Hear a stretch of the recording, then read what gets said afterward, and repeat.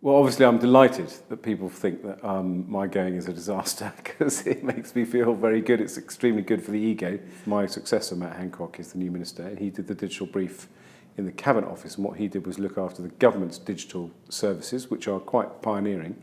So he gets tech, and he's, I think, a friend to the creative industries. I certainly think he will be. And he'll work with his Secretary of State, who's very close to Theresa May. Karen Bradley is worked with Theresa May in the Home Office. So I think they're going to have a good relationship with 10 Downing Street. I think I've never seen anything that would lead me to believe that Theresa May wouldn't be open to promoting the creative industries and seeing their success. Frankly, the world moves on and people will be looking to Matt about what he can offer, and the easiest way to erase the memory of Ed Vaizey, and I'll be very pleased if he does, is to come up with some fantastic initiatives. I can't think off the top of my head what they might be, but I'm sure he would be able to do that because he is a very committed minister. And the other thing I think I'd say to Matt is the industry needs attention. What I mean by that is that these industries really rate people who engage with them, talk to them. They don't even need to, you don't need to be a minister who comes armed with a policy. Come armed, ready to listen, and ready to take them seriously. Well, I think the interesting thing about advertising is that I don't think advertising gets the credit it deserves in government, because actually advertising doesn't actually come with a lot of asks of government.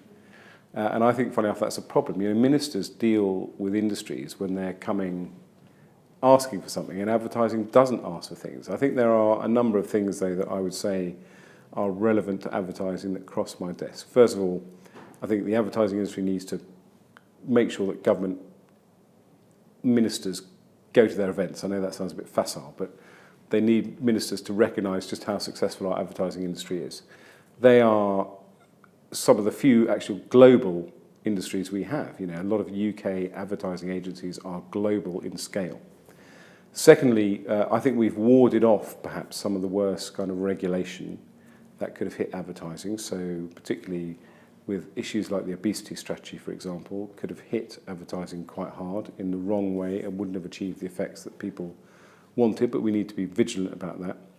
I think we've worked with advertisers on digital advertising in particular, and to kind of support the new digital advertising marketplace, but also make sure they don't get the issue of pirate sites carrying advertising, and also the kind of phantom websites where advertising gets put onto websites that don't exist is another issue. And I know that John Whittingdale was, when he was Secretary of State, working quite closely with the advertising industry on a range of these kind of issues. Well, now what am I going to do with my hamster now I've got a bit of extra time is a very loaded question. But I think, without wishing to get myself into too much trouble, I think it's time I reveal that it's my daughter's hamster. And so Scamper, which is his name, was entered in the Parliamentary Pet of the Year Awards, perhaps under false pretences. But he is a much-loved member of the family, and he's quite smug at the moment, having been runner-up in the Parliamentary Pet of the Year Awards. And we're going to carry on loving Scamper as a great member of the Vaizey family.